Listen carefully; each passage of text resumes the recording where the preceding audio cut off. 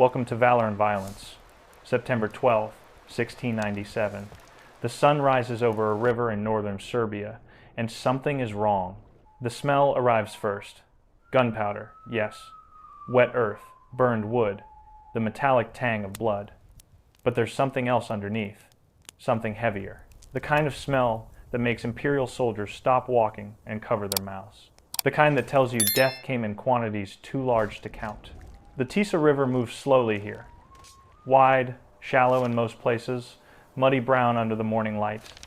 But today, the water carries things it shouldn't. Shields bob past, turning lazy circles in the current. Turbines float like strange flowers. Wooden planks from something that used to be solid drift downstream, some still smoking. And bodies. So many bodies, the river seems crowded with them. On the eastern bank, where yesterday an Ottoman army made camp, there is no army anymore. There are wagon wheels half buried in mud. There are cannons lying on their sides. Some still loaded, barrels pointing at nothing. There are tents collapsed like deflated lungs. There are cook fires that burn down to ash sometime in the night. There are boots without feet in them. There are swords dropped mid-swing. There are prayer beads scattered in the dirt as if someone was holding them when the world ended. And everywhere, in every direction, there is evidence of panic, not the organized retreat of a defeated force, not the careful withdrawal of professionals who know when to fall back. This is different. This is the archaeology of terror.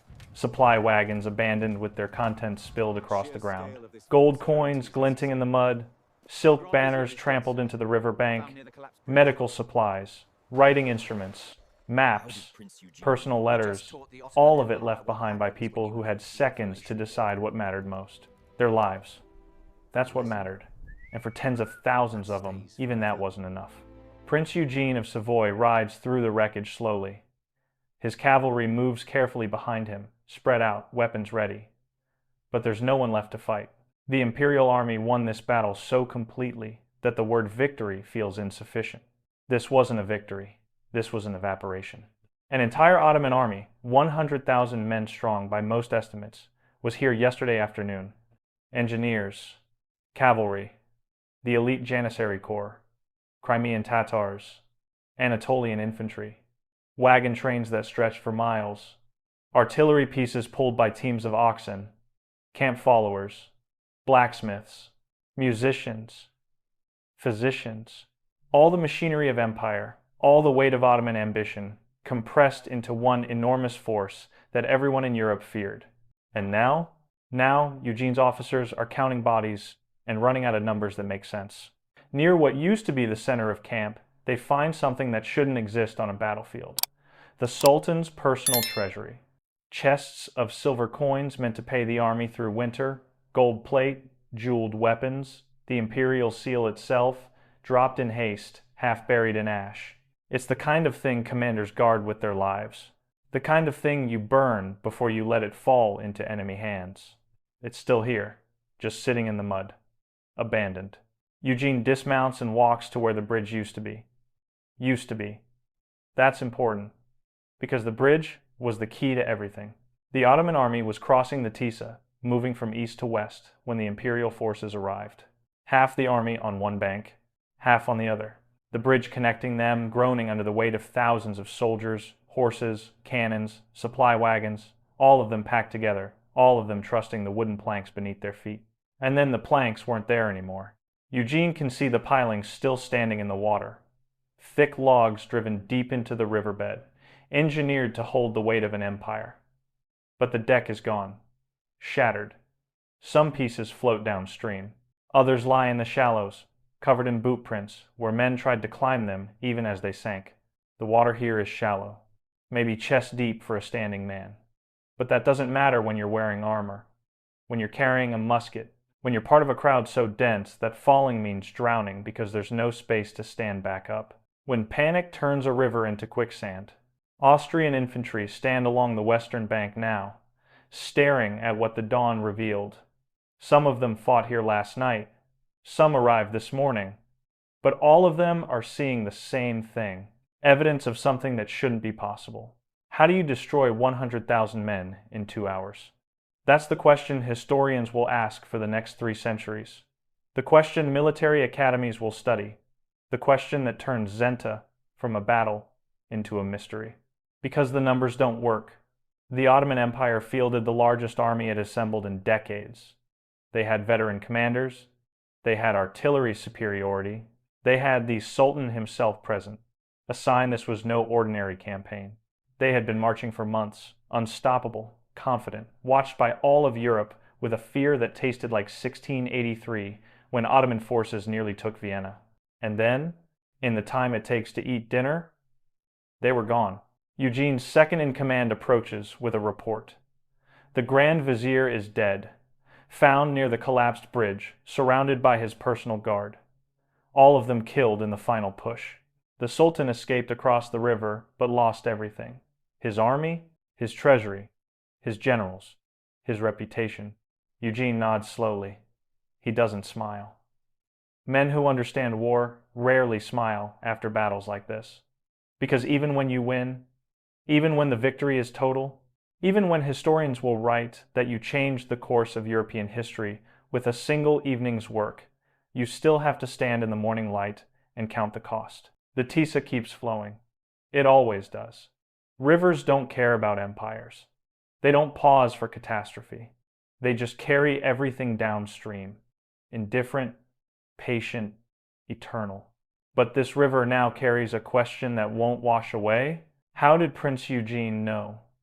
How did he find them at the exact moment when 100,000 men were most vulnerable? How did he move an entire army fast enough to arrive before the Ottomans finished crossing? And why, when the Sultan had scouts and spies and centuries of military tradition, why didn't anyone see this coming? The answer isn't luck. It's never luck when professionals are involved. The answer is information, intelligence, the invisible war that happens before the visible one. The war where terrain matters more than courage, where timing matters more than numbers, where knowing what your enemy is doing while he doesn't know what you're doing is the only advantage that really counts.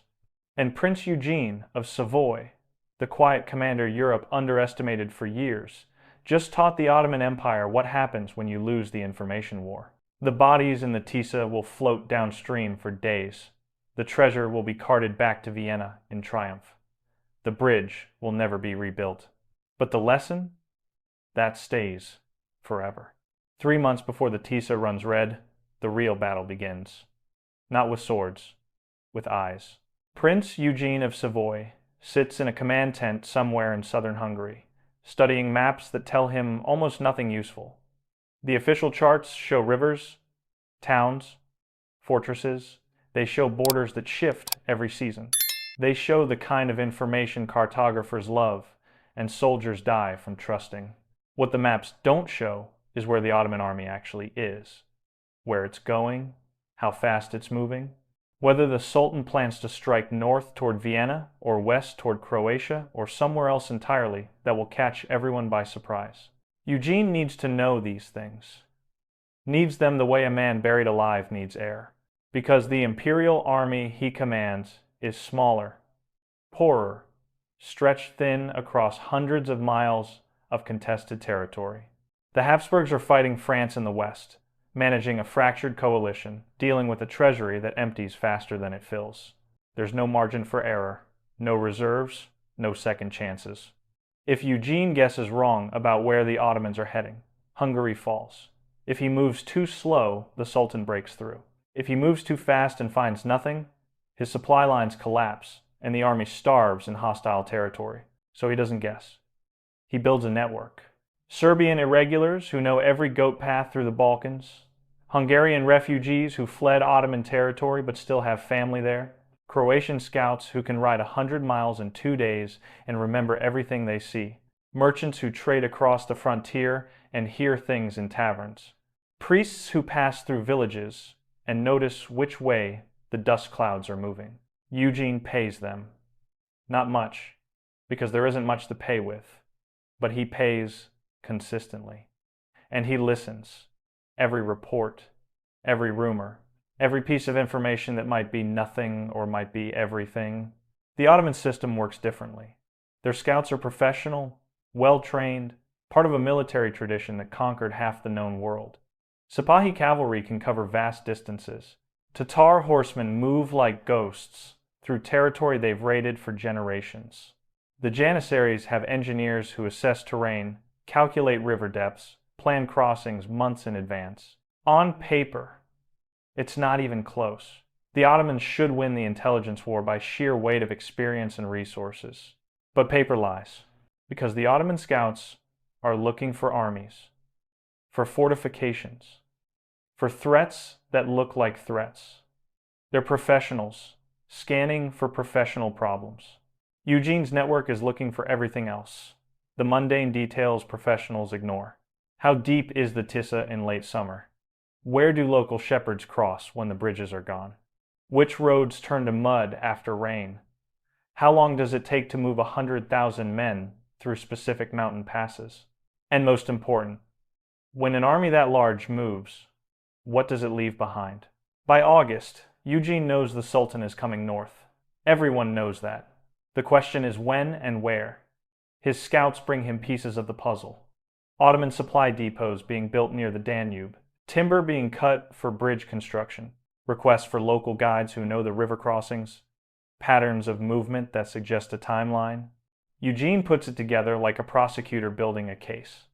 If they're stockpiling supplies here, they plan to be in that region by September. If they're cutting bridge timber in these quantities, they're not planning multiple crossings. They're planning one major crossing. If they're hiring guides for the Tisa specifically, that's the river. That's the target. The Tisa. Eugene rides to see it himself, not the whole river, just the section where his instincts say it matters. Late August. The water is low. Not dangerously low, but low enough that you can see the bottom in places. Low enough that crossing looks easy. Low enough that an army moving fast might not worry about depth or current or what happens when you pack thousands of men onto a temporary bridge over shallow water. He brings an engineer. A quiet man from Bavaria who spent 20 years building bridges across Europe and knows exactly how they fail. They stand on the eastern bank near a town called Zenta, and the engineer points at the riverbed. "See how it slopes?" he says. "Gentle on this side, steeper on the west bank. If someone builds a bridge here, the western approach will be tricky. Harder to hold against pressure. And look at the mud. Soft, unstable. Put enough weight on pilings driven into that substrate and they'll shift." Eugene asks the question that matters. If an army was crossing here and got attacked mid-crossing, what happens? The engineer doesn't hesitate. Panic. The bridge becomes a bottleneck. People push from behind. The structure takes stress it wasn't designed for. And if it fails, he gestures at the shallow water. It's not deep enough to swim properly with gear. Not solid enough to stand and fight. Everyone caught in the middle just goes under. Eugene looks at the Tisa for a long time. He's seeing something the Ottoman scouts aren't seeing. Not a river, a weapon. On September 9th, his scouts bring news that changes everything. The Ottoman army is moving toward the Tisa. Not in a week, not in 3 days. Now, they're approaching the river near Zenta. They're already building the bridge. And they're confident. So confident they're not fortifying the eastern bank. So confident their rear guard is minimal. So confident they think the Habsburg army is still days away, watching from a safe distance, too cautious to engage a force that outnumbers them 3-1. Eugene reads the report twice. Then he stands up and issues orders that sound insane to everyone who hears them. "We march now. Forced march. Full speed. We have maybe 6 hours before they finish crossing." His officers stare at him. 6 hours to reach Zenta? That's impossible. The army is scattered. Supply trains are still catching up. Infantry is exhausted from weeks of maneuvering. Cavalry horses need rest. Every military manual says you don't force march into a major engagement. Eugene repeats the order. 6 hours. If we arrive while they're still crossing, we win. If we arrive after, we lose. Those are the only two options. Someone asks the question everyone's thinking. What if your scouts are wrong? What if it's a trap? Eugene looks at the map one more time. At the Tisa, at Zenta, at the fragile line between genius and disaster. Then we die quickly instead of slowly. But they're not wrong. I know where they are because they don't know where I am. That's the whole game. That's the only game. He walks out of the tent into late afternoon light. The army starts moving within the hour.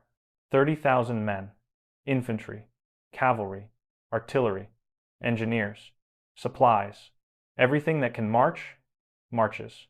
Everything that can ride, rides faster. The race is on. And the Ottomans don't know they're racing. 1400 hours. September 11th, 1697. The scout arrives breathing hard. His horse is lathered white with sweat. He doesn't waste time with formalities. They're crossing. Now. The bridge is complete. Their vanguard is already on the western bank. Eugene asks 3 questions. How many across? Maybe 10,000. Could be more. How long is the bridge? 200 paces. Single lane. Packed? Tight. Rearguard strength? The scout hesitates. This is the answer that matters. Light? Maybe 5,000 men. They're not expecting trouble. Eugene looks at the sun. 4 hours of daylight left. Maybe 5 if they're lucky. Zenta is 15 miles away through terrain that varies from flat farmland to rolling hills with scattered forest. 15 miles. His cavalry could do it in 2 hours if they rode hard. But cavalry alone can't win this. He needs infantry, he needs artillery, he needs the whole force arriving together, deployed, ready to fight the instant they reach the Tisa. 15 miles in 4 hours with a full army. It's possible. Barely. He turns to his commanders. We move now. Cavalry in front. Infantry, double time behind them. Leave the supply wagons. Leave anything that slows us. We carry ammunition, water, and nothing else. A Bavarian colonel named Herbeville speaks up. Sir, the men have been marching since dawn. They're exhausted. Infantry can't run 15 miles and then fight. They can if the alternative is losing the war. Another officer, Austrian cavalry commander named Guido Starhemberg, asks the tactical question. If we arrive and they've already crossed, we're attacking 100,000 men with 30,000. Uphill. Across open ground. That's not a battle. That's suicide. Eugene shakes his head. We're not attacking 100,000 men. We're attacking whoever is still on the eastern bank when we arrive. Could be 90,000. Could be 10,000. That's why speed matters. Every minute we waste is another 1,000 Ottomans reaching the western bank where we can't touch them. He doesn't mention the other possibility. That they arrive and find nothing. That the Ottomans crossed faster than expected. That the entire army is already on the western bank, fortified, laughing at the imperial forces who ran themselves into exhaustion for nothing. War is gambling with lives instead of money. And Eugene just pushed all his chips to the center of the table. 14:30 hours. The imperial army moves. This isn't a march. Marches have formations, rest breaks, scouts ranging ahead to check the route.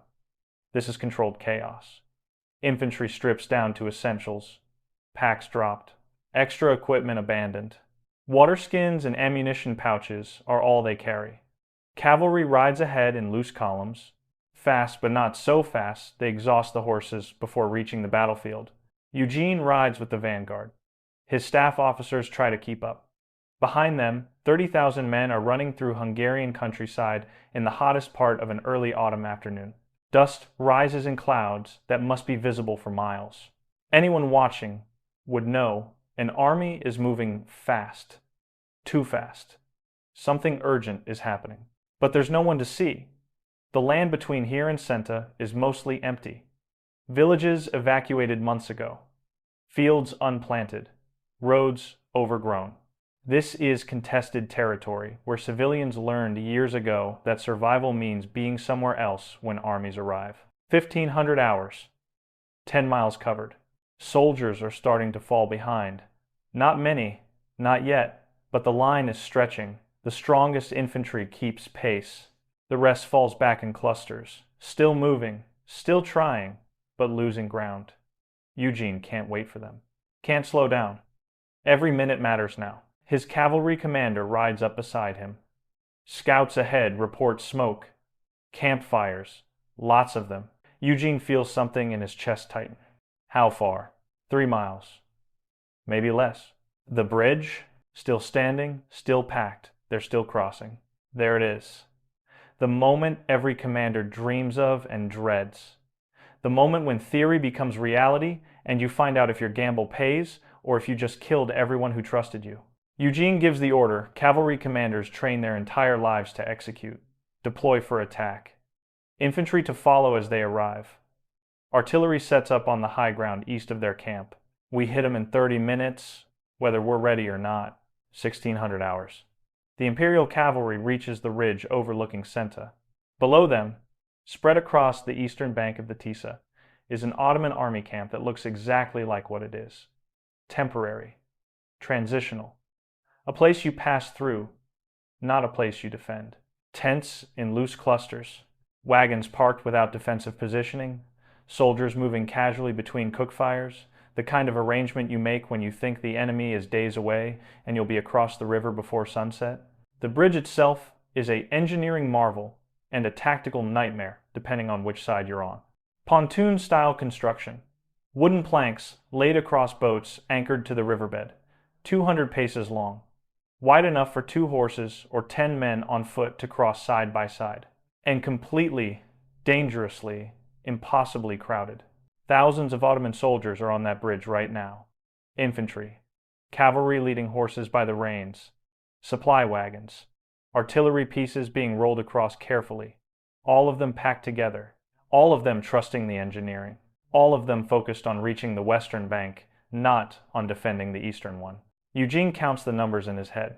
Maybe 60,000 Ottomans still on this side of the river. Maybe more. Still better odds than he expected. And they're not deployed for battle, they're deployed for crossing. That's the difference between survival and annihilation. His infantry arrives in waves. Not all at once. Not in perfect formation, but they arrive. Exhausted, gasping. Some men collapse the moment they stop running, but most stay standing. Most check their muskets. Most form into lines, because training takes over when thinking stops. The artillery unlimbers on the high ground. 8 cannons. Not many, but positioned perfectly. Elevated, protected, aimed directly at the bridge, 16-20 hours. Eugene's officers report ready status. Cavalry deployed in 3 wings. Infantry formed in 2 lines, with reserves behind. Artillery loaded with grape shot. Everyone is watching him. 30,000 men waiting for the order that will kill many of them and maybe save Europe. Eugene doesn't give a speech. There's no time for speeches. He draws his sword and points it at the Ottoman camp below. The bridge. That's the target. Everything aimed at the bridge. Cavalry hits the camp from 2 sides. Infantry follows and holds the riverbank. Artillery fires until the barrels melt. If that bridge stands, they can reinforce. If it falls, they're trapped. 16-30 hours. The sun is 2 hours from setting. Prince Eugene of Savoy raises his hand. 30,000 men hold their breath. On the bridge below, Ottoman soldiers keep crossing, unaware that the next 60 seconds will decide whether they live or die, whether their empire continues expanding or begins its long retreat, whether history remembers them as conquerors or as the army that drowned in a river they thought they'd already crossed. Eugene drops his hand. The cannons fire first. Thunder across the valley. The sound reaches the Ottoman camp a second before the grape shot does. Men look up. Men see the Imperial army on the ridge. Men realize they're not ready, not deployed, not defended. Men start screaming, and the 6-hour window slams shut. The bridge doesn't explode. It doesn't shatter in one dramatic moment. That would be cleaner, faster, almost merciful. Instead, it dies the way structures die, when physics stops cooperating. Slowly. Then, all at once. First cannon shot hits the center span. Grape shot tears through the wooden deck, ripping planks loose, shredding the rope bindings that hold everything together. Men standing there simply disappear into red mist. The ones beside them stagger, confused, not understanding yet what's happening. They're still thinking about crossing, still focused on the western bank, still believing they're safe. Second shot. Third. Fourth. The artillery crews on the ridge reload faster than anyone thought possible. Ramming powder, loading shot, aiming by instinct, firing into a target so packed that missing is harder than hitting. On the bridge, soldiers start pushing, not organized movement, panic. The kind that spreads like fire through dry grass. People behind don't know what's happening ahead. They just know everyone stopped moving, and now everyone's shouting, and the air smells wrong, and something terrible is occurring just out of sight. They push forward. That's what you do when you're trapped in a crowd. You push toward where you think safety is. Toward the western bank, toward the other side. But the people ahead can't move. The bridge is damaged. The deck is unstable. And now Imperial cavalry is crashing into the eastern approach, cutting down anyone trying to reach the bridge from the camp. The pressure builds. Thousands of men compressed into 200 paces of wooden planks over shallow water, pushing, shoving. The bridge groans. Timbers that were engineered to hold steady weight are now dealing with surge loading, dynamic stress, the kind of force that turns calculations into kindling. An Austrian officer named Leopold Schlick will write about this moment 20 years later. He's in the first cavalry wave. His horse jumps a supply wagon, and suddenly he's in the middle of the Ottoman camp, and everything is chaos. They fought like men waking from sleep, he writes. Some had weapons, most didn't. Some tried to form lines. The lines dissolved before they solidified. I saw a janissary officer screaming orders that nobody followed because everyone was running toward the river or away from us, or just running. The Imperial infantry reaches the camp 3 minutes after cavalry. They've run 15 miles. They should be exhausted. They are exhausted. But exhaustion disappears when you're charging downhill into an enemy that isn't ready. Musket volleys, point blank, bayonets, hand to hand. Not the choreographed violence of set-piece battles. This is butchery. The kind that happens when one side is prepared and the other side is trying to figure out where the attack came from. Ottoman soldiers who were cooking dinner 5 minutes ago are now fighting for their lives with whatever they can grab. Some have swords, some have cooking knives, some have tent poles. It doesn't matter. They're not formed, not coordinated, not led, because their commanders are on the western bank, or on the bridge, or dead in the first artillery volley. The command structure that held this army together for months of marching just vanished in the time it takes to boil water. On the bridge, the pressure becomes unbearable. Men in the middle are lifted off their feet by the crowd. They're standing on other men, on bodies, on planks that are breaking under them. The river below is chest deep, not swimming depth with armor, not shallow enough to stand and fight, just deep enough to drown in when you can't get your footing. Someone falls. Then 10 more. Then a section of deck gives way, and suddenly there's a gap where bridge used to be. Soldiers plunge through. They hit the water still wearing chainmail, still carrying muskets, still so compressed by the crowd that they can't move their arms to swim. The Tisa is slow here, patient. It doesn't need to rush. Gravity does the work. Men go under and don't come back up. The current catches them and pulls them downstream, rolling them along the bottom like debris. More artillery. The Imperial guns have found their rhythm now. Every 20 seconds, another volley slams into the bridge, or the camp, or the masses of soldiers trying to retreat toward the river. Grape shot at this range doesn't wound. It erases. It turns men into meat. It makes bodies into obstacles that other men trip over. Grand Vizier Elmas Mehmed Pasha is somewhere in the center of camp. He's 60 years old. He's served the empire for 4 decades. He's led armies across 3 continents, and right now he's watching everything he built dissolve like salt in water. He tries to form a defensive position, gathers maybe 300 janissaries who are still thinking instead of panicking. They form a square near the collapsed bridge. They're professionals. They know what to do even when everything around them is disintegrating. They hold for 11 minutes. That's all. 11 minutes of disciplined musket fire and bayonet work against cavalry that circles them like sharks. Then the Imperial infantry arrives in numbers too large to stop, and the square breaks, and the Grand Vizier falls with a Habsburg saber in his chest. His death ripples through the battlefield in ways that are hard to measure but impossible to miss. The Ottoman soldiers who were still fighting lose something essential. Not courage. Ottomans don't lack courage. They lose the belief that this can be salvaged, that orders will come, that someone in authority knows what to do next. Without that belief, an army becomes a crowd, and crowds don't win battles, they just try to survive.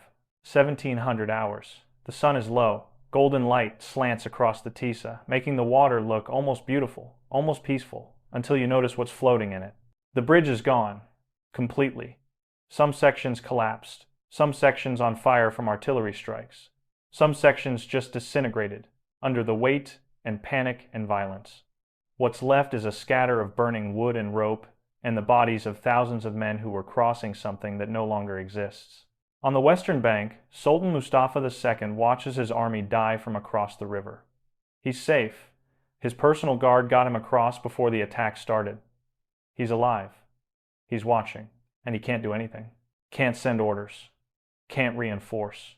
Can't retreat back to help. Can't even understand how this happened so fast. An Ottoman chronicler named Defterdar Sara Mehmed Pasha is with the Sultan. He'll write later, "The river became a tomb. The bank became a slaughterhouse. And the Sultan became a man who learned that all the soldiers in the world mean nothing if they're in the wrong place when history decides to turn." 1800 hours. Dusk. The shooting slows. Not because the battle is over, but because there's nobody left to shoot. Ottoman survivors who can run are running. Scattered. Weaponless. Directionless. Just gone. Into the fields. Into the forests. Into anywhere that isn't here. The ones who can't run are in the river, or face down in the camp, or surrendering in groups that grow larger as darkness comes. Eugene rides through the captured camp and sees what 2 hours of violence produces. He sees the Sultan's treasury abandoned in the panic. He sees the imperial seal lying in mud.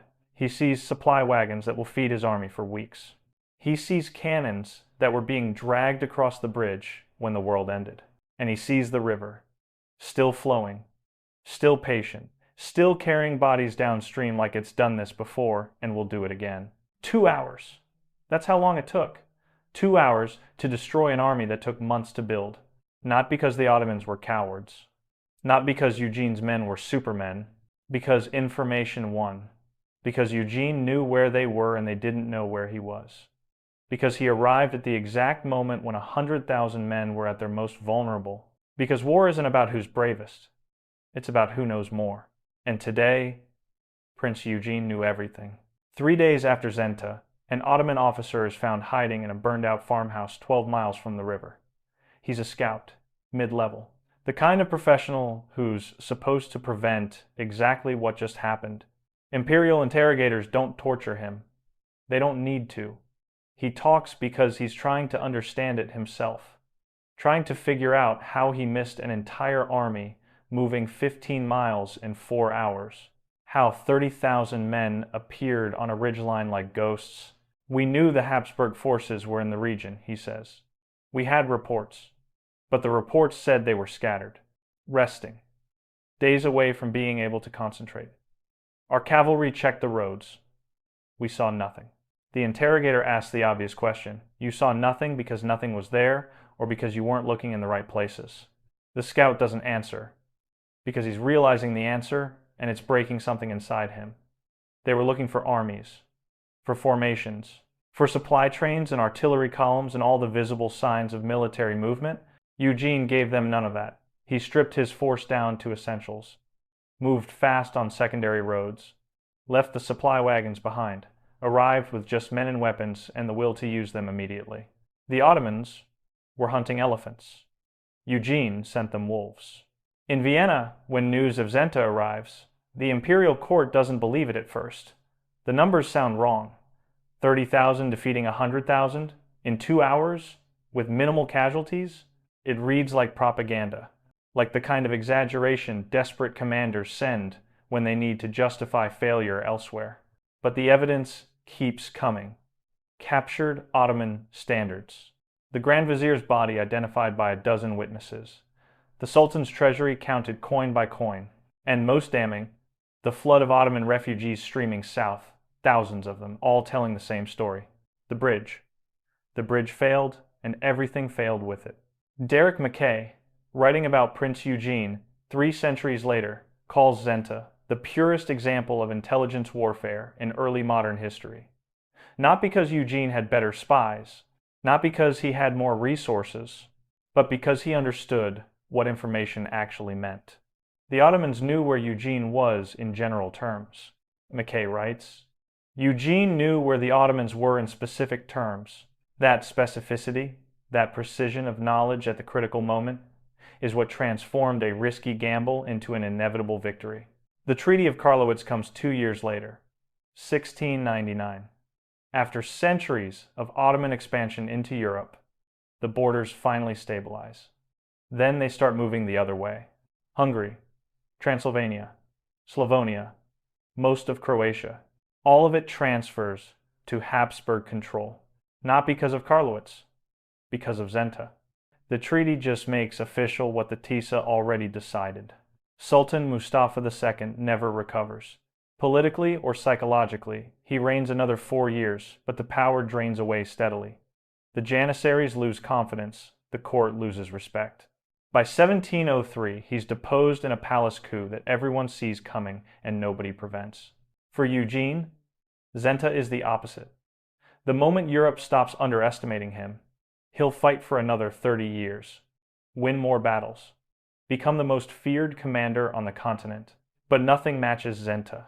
Nothing comes close to that perfect intersection of preparation, timing, and execution. Military academies still study it. Not the battle itself, but the intelligence work that made the battle possible. How do you track an army of 100,000 men? How do you predict where they'll be vulnerable? How do you move fast enough to exploit that vulnerability before it closes? The answer, every military instructor eventually says, is that you build a network. You listen to everyone. You pay attention to details professionals ignore. You trust your scouts more than your maps. And when the moment comes, when all the information aligns and you see the opportunity, you move without hesitation, even when every logical voice is screaming that it's too risky. Modern military doctrine has a term for what Eugene did. OODA loop. Observe, orient, decide, act, and do it faster than your opponent can do the same. Eugene observed the Ottoman movements, oriented himself to the terrain and timing, decided to force march, acted before the Ottomans could react. He completed his loop in 6 hours.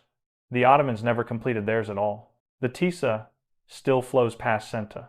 The town is in Serbia now. Different borders, different flags, different armies. But the river remembers. Rivers always remember. The current that carried bodies downstream in 1697 is the same current flowing today. Patient, indifferent, eternal.